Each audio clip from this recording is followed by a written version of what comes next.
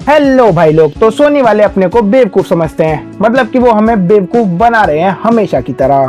चलो मैं तुम्हें फैक्ट्स के साथ बताता हूँ कि कैसे। तो चलो शुरू करते हैं बिना किसी देरी के। तो सबसे पहले तो बात कर लेते हैं हमारे प्यारे एडी ब्रॉक यानी कि टॉम हार्डी के बारे में, जिन्होंने अभी अभी कहा है कि हमारे पास हमारे खुद के यूनिवर्स में हमारा खुद का स्पाइडरमैन है। और ऐसा उन्होंने सिर्फ इसलिए कहा है ताकि हमें लगे कि वो स्पाइडरमैन कोई और नहीं, हमारा प्यारा एंड्रू गारफील्ड है, जिसकी वजह से हम मूवी देखने जरूर जाएं और एक से एक मस्त फैन थ्योरीज बनाएं।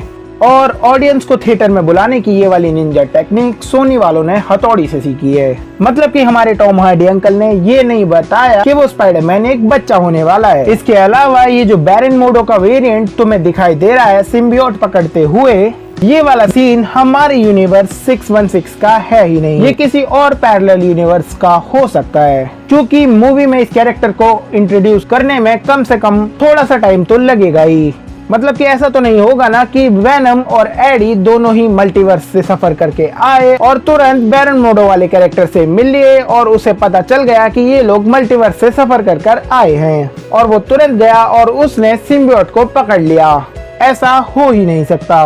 और अगर इस चीज में थोड़ा बहुत टाइम लगा एक आध वीक का, तो एक आध वीक तक किसी दूसरे यूनिवर्स में वो वाला सिम्बियोट का टुकड़ा उसी टेबल पर उसी बंदे के सामने नहीं बैठा रहेगा। और अगर तुम इस सिम्बियोट को ध्यान से देखोगे तो ये सिम्बियोट बिल्कुल भी काला नहीं है, ये कलरफुल सिम्बियोट है। और मुझे तो शक होता है कि ये वेनम का सिम्बियोट है भी या नहीं। तो ये बार वाला सीन डालना हमें भटकाने की एक कोशिश है और हो सकता है कि ये वाला सीन मूवी में हमें देखने को ना मिले। और अगर ऐसा हुआ तो कुछ भी नया नहीं होगा, क्योंकि इसका एक एग्जाम्पल हम अपने लॉर्ड मॉर्बियस वाली मूवी में देख चुके हैं, जहाँ पे ट्रेलर के अंदर टोबी मैगवायर वाला स्पाइडरमैन, फेलिशिया हार्डी और एंड्रू गारफील्ड के स्पाइडरमैन के काफी सारे ईस्टर एग्स थे, लेकिन मूवी के अंदर ऐसा कुछ भी नहीं था। इसके अलावा लिजर्ड वाले इस एक्टर को दिखाना ये भी हमें थिएटर तक बुलाने की निंजा टेक्निक है बस। और अगर ये सच भी है तो इस चीज से एक बात तो साबित हो जाती है कि इस यूनिवर्स का स्पाइडरमैन किसी भी कीमत पर एंड्रू गारफील्ड नहीं हो सकता,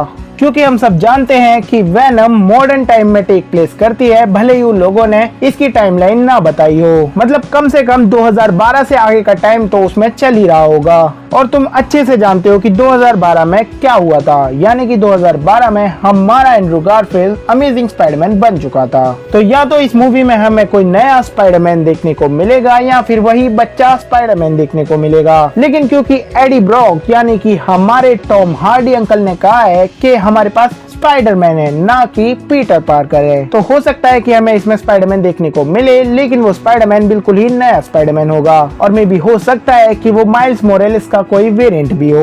अंत में मैं बस इतना ही कहना चाहूंगा कि सोनी वालों प्लीज सुधर जाओ और खुद को रीबूट मारो और एंड्रू गारफील्ड को वापस लेके आओ। वो तुम्हारा टोनी स्टार्क बन सकता है, तुम्हें जमीन से उठाकर आसमान पर पहुंचा सकता है। उसे क्रिएटिव कंट्रोल दो और उसे बेस्ट स्पाइडरमैन बनाओ, क्योंकि तुम्हारी डूबती हुई नैया को पार लगाने वाला एंड्रू गारफील्ड ही बनेगा। तो डीसी वाली गलती मत करो, वरना तुम्हें भी तीसरी बार रिबूट मारना पड़ेगा। खैर, तुम इस बारे में क्या सोचते हो मुझे कमेंट्स में बताओ और देखते रहो बंटी सेज यूट्यूब चैनल।